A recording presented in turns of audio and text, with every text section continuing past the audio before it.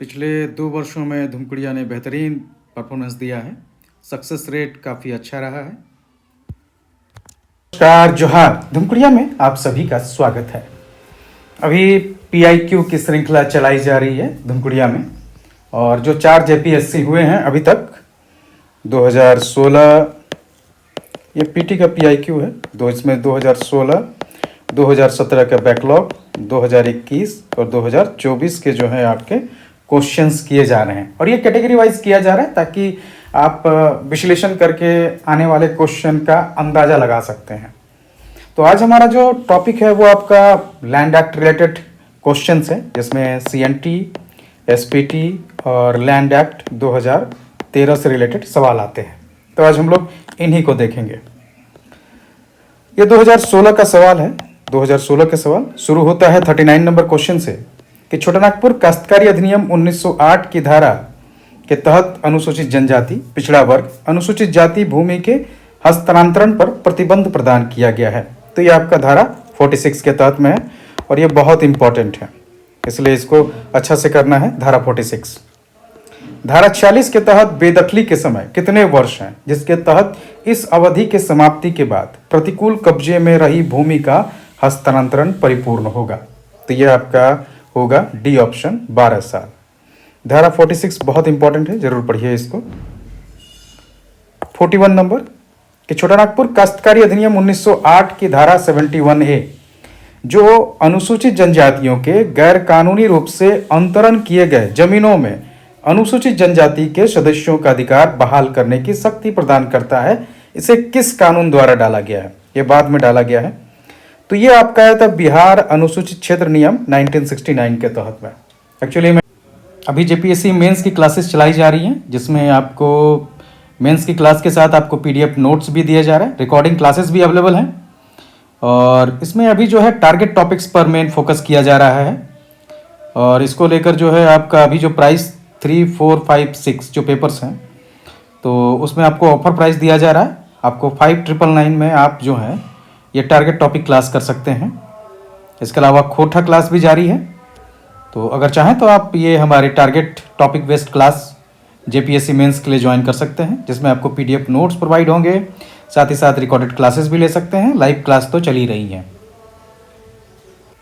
तो ये जो कानून जब आया था बिहार अनुसूचित क्षेत्र नियम 1969, इसके तहत 71A जोड़ा गया। जनजातियों के भूमि पर जो गैर कानूनी कब्जा हो गया था उसको वापस दिलाने के लिए।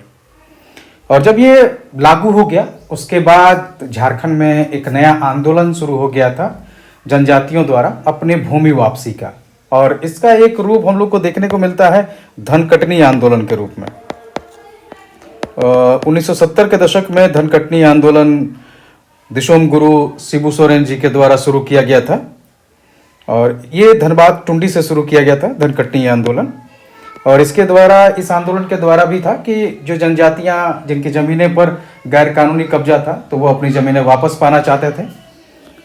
चलिए अगला आते हैं 42 नंबर सवाल कि छोटानागपुर काश्तकारी अधिनियम 1908 के अंतर्गत एक कन्या खुटकट्टीदार को क्या है? क्या उसको पैतृक संपत्ति पर उत्तराधिकार के अधिकार नहीं दिए गए हैं, अपवर्जित है, मतलब नहीं दिए गए हैं? तो बिल्कुल नहीं दिए गए। ये ऑप्शन सही होगा, क्योंकि बाद बाकी जो है सभी गलत हैं। 43 में है कि छोटानागपुर काश्तकारी अधिनियम 1869 के अंतर्गत पद भुइंयरी रैयती की परिभाषा में क्या शामिल है? तो भुइंयरी रैयती के में जो है 7 तरह के जमीनें शामिल हैं। तो एक तो इसमें भुइंयरी रैयत में भुइंयरी जमीन है, उसके बाद महतोई जमीन है, उसके बाद आपका इसमें मुंडारी जमीन है, भुइंयरी मुंडारी जमीन है। इसके अलावा पहनई जमीन है, भुइंयारी पहनई जमीन। इसके अलावा आपका भुइंयरी पनभरा जमीन है। इसके अलावा डाली कटारी भूमि, डाली कटारी भुइंयरी डाली कटारी जमीन है, और भूतखेता जमीन है। तो ये 7 तरह की जमीनें भुइंयरी रैयती के तहत आती हैं, और इसमें जो ऑप्शन होगा उसके अनुसार में भूतखेता होगा सही आंसर। अब अगला आते हैं, संथाल परगना काश्तकारी अधिनियम 1949 के तहत खास गांव से तात्पर्य एक ऐसे गांव से है जहां कोई मूल रैयत न हो और कोई प्रधान न हो, मुखिया न हो। तो ए और बी दोनों होगा। अब आते हैं अगला 45 नंबर। संथाल परगना काश्तकारी अधिनियम 1949 के तहत गांव के मुखिया का पद, जो ग्राम प्रधान का पद है, क्या किसी को दिया, उसके अधिकार दिए जा सकते हैं?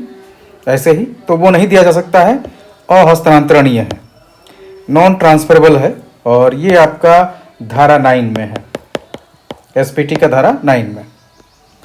अगला है एसपीटी से, संथाल परगना अधिनियम 1949 की धारा के तहत जमीन के किसी भी रूप में दर्ज नहीं किया गया है वो मूल रैयत का जोत या मूल रैयती जोत माना जाएगा। तो ये आपका धारा 10 में है। 47, संथाल परगना काश्तकारी अधिनियम 1949 की धारा 33 के अंतर्गत कोई भी बंजर भूमि का बंदोबस्ती रद्द करने के योग्य है अगर उसमें 5 वर्ष तक कृषि न किया गया हो। यह धारा 33 भी जो है इंपॉर्टेंट है, जरूर इसको ध्यान रखिएगा।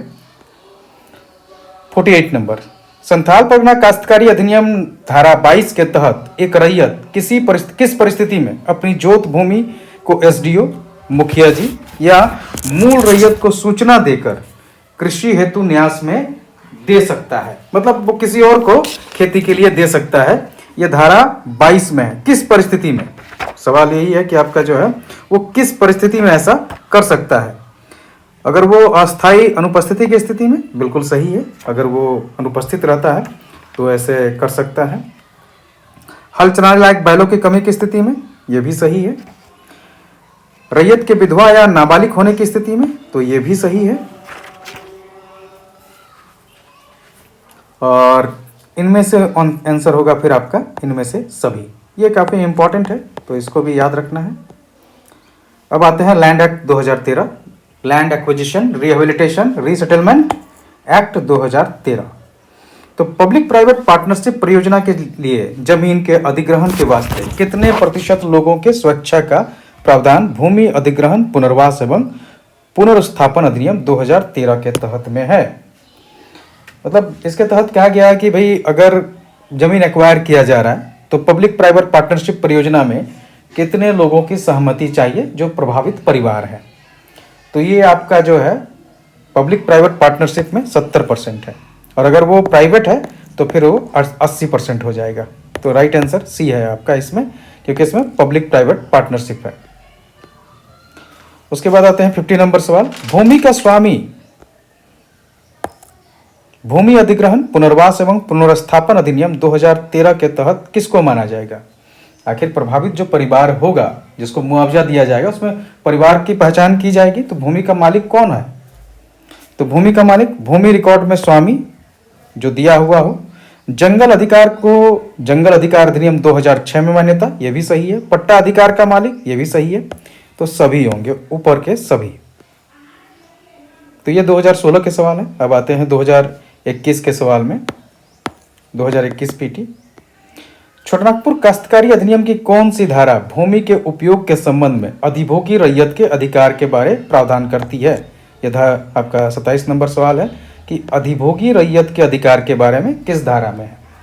तो ये आपका धारा 21 में है। इसमें आपका धारा 21 इंपॉर्टेंट है, तो इसको ध्यान से पढ़ना है। 28 नंबर, छोटानागपुर काश्तकारी अधिनियम के अंतर्गत सर्वेक्षण करने, अधिकार अभिलेख तैयार करने का आदेश देने की शक्ति किसमें है? तो ये आपका जो है अधिकार अभिलेख ये सब देने का जो शक्ति है ये राज्य सरकार के पास में है। ये आपका धारा 127 में। कोड़कर भूमि को किस नाम से जाना जाता है? तो कोड़कर भूमि को बाबला, खानवत, जलसाजन, अरियत सभी हैं। 29 नंबर सवाल सभी हैं। 30 नंबर सवाल, निम्न में कौन काश्तकारी के वर्ग में नहीं आता है? किसको टेनेंट्स नहीं कहेंगे? तो जो टेनेंट्स है वो आपका सेक्शन 4 में है। सेक्शन 4 में जो आपके काश्तकार माने गए हैं उसमें भूधारक है, इसमें उपभूधारक भी शामिल है, इसके अलावा रैयत है। रैयत के भी 3 कैटेगरी हैं, अधिभोगी, अनधिभोगी और खुटकट्टी रैयत। इसके अलावा दर रैयत है, और उसके बाद जो है मुंडारी खुटकट्टीदार है। तो इसमें जो आंसर होगा, मुंडारी खुटकट्टीदार भी काश्तकारी के वर्ग में है, रैयत भी है, भूधारक भी है। तो आंसर आपका होगा भुइंयारी खुटकट्टीदार, ये नहीं आता है। 31 नंबर, छोटानागपुर काश्तकारी अधिनियम अधिनियमित कब किया गया? तो 11 नवंबर 1908 को। संथाल परगना काश्तकारी अधिनियम की कौन सी धारा रैयत के अधिकारों के अंतरण का प्रावधान करती है? SPT act provide about transfer of रैयत राइट्स, रैयत के ट्रांसफर को लेकर किसमें है? तो ये रैयत के हस्तांतरण का जो है ये धारा 20 में है। ये काफ़ी इंपॉर्टेंट है तो इसको ध्यान से पढ़ना है। धारा 14 भी इंपॉर्टेंट है क्योंकि इसमें दिया गया है कि सिवाय डिप्टी कमिश्नर के आदेश के रैयत को बेदखल नहीं किया जा सकता है। तो आपको 14 भी पढ़ना है। वैसे इसका राइट आंसर 20 है, धारा 32 का। 33 नंबर, बंजर भूमि की बंदोबस्ती को निरस्त किया जा सकता है यदि उस पर खेती नहीं की जाती है। तो ये सेक्शन 33 में है और इसका है 5 साल। सी। 34, संथाल परगना काश्तकारी अधिनियम की कौन सी धारा रैयती भूमि के विनिमय के बारे में प्रावधान करती है? एक्सचेंज के बारे में, बदलाव के बारे में। तो ये आपका धारा 23 है। ये काफ़ी इंपॉर्टेंट है, 2 बार सवाल आ चुके हैं तो जरूर इसको ध्यान रखना है। बाद बाकी जैसे ये धारा 22 ये आपका न्यास वाला है तो ये भी इंपॉर्टेंट है।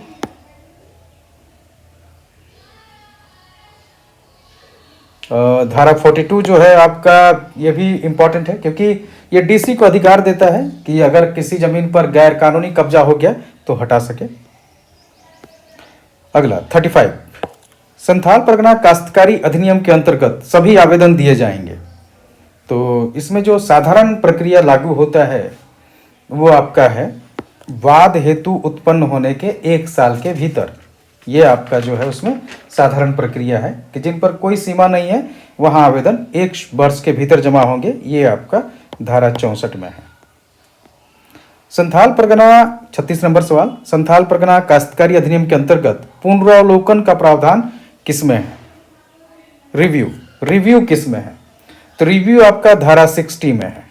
धारा 60 में रिव्यू है। इसमें एक और धारा 70 जरूर पढ़िए, यह बकायों के वसूली से रिलेटेड है तो यह इंपॉर्टेंट है। और रिव्यू आपका धारा 60 में है। कमिश्नर रिव्यू कर सकते हैं, कमिश्नर जो है रिव्यू कर सकते हैं। 37, झारखंड उचित मुआवजा एवं पारदर्शी भू अर्जन पुनर्स्थापन एवं पुनर्बंदोबस्ती संशोधन अधिनियम 2017 कब से प्रभावी माना जाएगा? मतलब जैसे लैंड एक्ट 2013 आया था तो उसको लागू करने के लिए झारखंड में रूल बने, उसमें संशोधन भी हुआ, तो वो संशोधन 2017 वाला कब से लागू माना जाएगा? तो 1 जनवरी 2014 से। झारखंड भाड़ा नियंत्रण अधिनियम 2011 के अंतर्गत सलामी शुल्क या इस तरह का कोई अन्य राशि भवन के किराया के अतिरिक्त नहीं होगा 1 महीने के किराए से। ये आपका राइट आंसर होगा। चलिए अब आते हैं 2017 बैकलॉग के सवालों पर। इसका एग्जाम 2024 में हुआ था इसलिए इसको देखते हैं। 39 नंबर सवाल, रूढ़ी के नियम छोटानागपुर काश्तकारी अधिनियम के तहत कब लागू किया जा सकेगा? तो रूढ़ी के नियम को लेकर जो है आपका धारा 76 में है, सेक्शन 76 जो है इसके तहत में है। तो इसमें होगा कि जब यह इस अधिनियम के उपबंधों से असंगत न हो। तो आंसर ए होगा। निम्नलिखित में से कौन छोटानागपुर काश्तकारी अधिनियम 1908 के अनुसार भूधारियों के वर्ग में नहीं आता है? टेन्योर में नहीं आता है, not a class of tenants, tenants में नहीं आता है। तो इसमें आपका जो है भूधारक भी है, दर रैयत भी है, मुंडारी खुटकट्टीदार भी, भुगता रैयत नहीं है।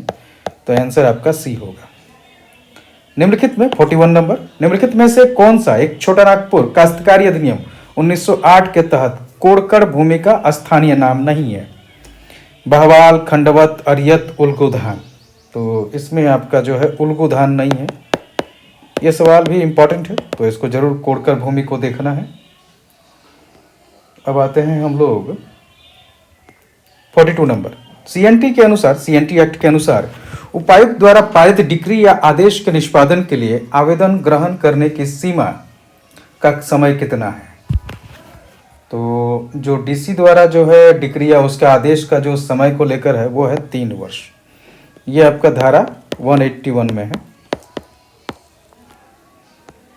43, छोटानागपुर काश्तकारी अधिनियम 1908 के धारा 33A के तहत किसे लगान में कमी करने का अधिकार प्राप्त है? तो 33A के तहत लगान कमी करने का अधिकार उपायुक्त को है। 44, भूमि सुधार से संबंधित कानून बनाने की शक्ति के क्षेत्राधिकार में कौन आता है? तो ये राज्य सूची में आते हैं, तो इसलिए राज्य बना सकता है इसमें। 45, भूमि अधिग्रहण पुनर्वास एवं पुनर्स्थापन अधिनियम 2013 के तहत भूमि अधिग्रहण से संबंधित विवादों में निषेधाज्ञा जारी करने का अधिकार किस न्यायालय को है? इसमें आपका आंसर होगा कोई भी सिविल न्यायालय नहीं। ये आपका जो है राइट आंसर होगा। ये आपका लैंड एक्ट का सेक्शन 63 में है। चलिए 46 नंबर, एसपीटी, संथाल परगना भूधारण अधिनियम 1949 के तहत निम्नलिखित में से कौन एक रैयत के वर्ग में नहीं आता है? तो रैयत का जो क्लासिफिकेशन किया गया है उसके तहत में है, धारा 12 में जो है क्लासिफिकेशन है, उसमें निवासी जमाबंदी रैयत, उसके अलावा गैर निवासी जमाबंदी रैयत और नए रैयत है। तो निवासी जमाबंदी, गैर निवासी, नए रैयत, ये तीनों शामिल हैं। तो राइट आंसर होगा डी, ये शामिल नहीं है। 47, संथाल परगना भूधारण अधिनियम 1949 के अनुसार धारा 14 में वर्णित आधारों पर रैयत के बेदखली के लिए कितने दिनों के अंदर आवेदन दाखिल किया जा सकता है? तो ये आपका 1 साल होगा साधारण नियम के अनुसार में। एक आपका धारा 42 है, उसमें आप कभी भी कर सकते हैं, अदरवाइज ये 1 साल है।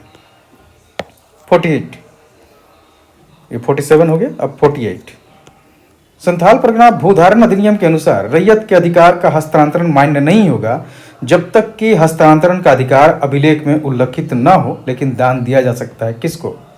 तो बहन और पुत्री को उपायुक्त की अनुमति से दिया जा सकता है। 49, संथाल परगना भूधारण अधिनियम की धारा 17 के अनुसार रैयत अपने निजी जोत के महुआ वृक्ष को काट सकता है। धारा 17 इंपॉर्टेंट है, तो काट सकता है अनुमंडल पदाधिकारी की अनुमति से। 50 नंबर सवाल, संथाल परगना भूधारण अधिनियम समस्त संथाल परगना में लागू होगा, क्या किसी भाग से इस अधिनियम को वापस लिया जा सकता है? पहला ऑप्शन है कि राज्य सरकार द्वारा वापस लिया जा सकता है, कभी नहीं। विशेष परिस्थितियों में उस क्षेत्र के उपायुक्त द्वारा इसे वापस लिया जा सकेगा, या संसद द्वारा इसको वापस लिया जा सकेगा। तो इसमें राज्य सरकार को अधिकार है, इसलिए ये राज्य सरकार द्वारा वापस लिया जा सकता है। तो ये 2017 के सवाल हैं। अब आते हैं 2024 के सवाल में। चलिए 39 नंबर से सवाल है कि किस प्रकार भारतीय परिसीमन अधिनियम लिमिटेशन एक्ट 1908 के तहत छोटानागपुर काश्तकारी अधिनियम 1908 के अंतर्गत आने वाले सभी मुकदमे और अपील और आवेदन पत्र पर लागू होंगे? मतलब परिसीमन एक्ट जो है वो सीएनटी 1908 पर कितना लागू होगा? तो इसके लागू होने को लेकर जो है आपका पूर्णतया लागू नहीं होगा। लागू वहीं तो होंगे जहां तक इसके प्रावधान सीएनटी से असंगत ना हो। तो यही आपका इसका आंसर होगा, जहां तक उसमें असंगत ना हो। ये आपका धारा 230 में है। 40 नंबर सवाल, छोटानागपुर काश्तकारी अधिनियम 1908 की धारा 139(2) के खंड 7 के अंतर्गत उपायुक्त द्वारा किसी मुकदमे में पारित आदेश के विरुद्ध अपील कहाँ किया जा सकता है? तो इसमें जैसे इसको लेकर जो है धारा आपका 215 है, और इसमें आप देख सकते हैं कि अगर 100 रुपए तक का है तो डीसी का आदेश अंतिम होगा। अगर 100 से 5,000 तक है तो न्यायिक आयुक्त के पास में, अगर 5,000 प्लस है तो हाई कोर्ट के पास में। तो इसमें जो राइट आंसर होगा फिर आपका न्यायिक आयुक्त अथवा उच्च न्यायालय होगा राशि के अनुसार। 41 नंबर, सीएनटी के अनुसार भूधृति से अभिप्रेत किसको है? टेन्योर किसको कहेंगे? भूधारक का हित, और इसके अंतर्गत उपभूवृत्ति आती है, किंतु ये नहीं आता है। मतलब टेन्योर में क्या नहीं आएगा? तो टेन्योर में आपका जो है मुंडारी खुटकट्टीदार नहीं आता है, बाद बाकी सभी आएंगे। 42, ये डेफिनेशन में है, तो आप इसको डेफिनेशन से देख सकते हैं। डेफिनेशन बहुत इंपॉर्टेंट है, इसलिए परिभाषाएं जरूर पढ़िए, दोनों में सवाल आते ही हैं। 42 नंबर, क्या छोटानागपुर काश्तकारी अधिनियम 1908 के तहत सिविल प्रक्रिया संहिता 1908 की प्रक्रिया लागू होगी जब उपायुक्त के समक्ष मामलों का विचरण हो रहा हो? तो इसमें आपको है कि ये राज्य सरकार भी निश्चय करेगा यदि कोई प्रक्रिया छोटानागपुर काश्तकारी अधिनियम के तहत नहीं दिया गया है, और इसको लेकर जो है आपके प्रावधान धारा 265 में है। अब आते हैं 43, धारा 17 छोटानागपुर काश्तकारी अधिनियम 1908 के तहत बंदोबस्त रैयत वो व्यक्ति है जिसने इतना वर्षों तक इस अधिनियम के प्रारंभ, के पूर्व या पश्चात किसी ग्राम में स्थित रैयत भूमि को लगातार धारित किया है। तो धारा 17 बहुत इंपॉर्टेंट है और इसका आंसर होगा 12 वर्षों तक अगर कोई किसी जमीन पर काबिज रहता है तो वो बंदोबस्त रैयत होगा। और बंदोबस्त रैयत की सबसे पहली परिभाषा, मतलब सबसे पहली बार उसकी परिभाषा और वह अधिकार ये CNT एक्ट 1908 में ही दिया गया है। अब लैंड एक्ट में आते हैं 2013 में। भूमि अधिग्रहण, पुनर्वास एवं पुनर्स्थापन अधिनियम 2013 के तहत सरकार भूमि अधिग्रहण, पुनर्वास एवं पुनर्स्थापन प्राधिकरण स्थापित करती है। उस प्राधिकरण की संरचना कितने लोगों से मिलकर बनती है? तो ये आपका धारा 52 में है लैंड एक्ट का और आपका ये है एक व्यक्ति। भूमि अधिग्रहण 45 नंबर, भूमि अधिग्रहण, पुनर्वास एवं पुनर्स्थापन अधिनियम 2013 के अनुसार किस धारा में अनुसूचित जाति और अनुसूचित जनजाति के लिए विशेष प्रावधानों का उल्लेख किया गया है? तो विशेष प्रावधानों का उल्लेख आपका धारा 41 में है। ये काफी इंपॉर्टेंट है, इसलिए याद रखना है इसको।